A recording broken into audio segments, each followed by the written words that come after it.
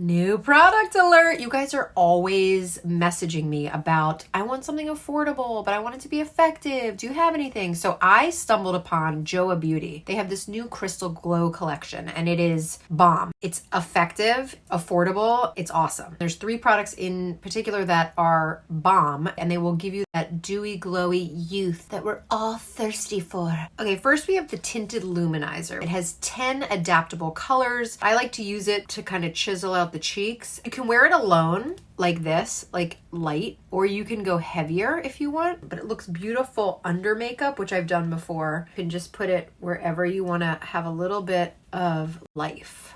It also comes with a brush, which is what I was getting excited to tell you about. You can see the glowy. I love this so much. I'm going to use a different color and just create a little bit of a contour. Just a little bit, and then of course the built-in.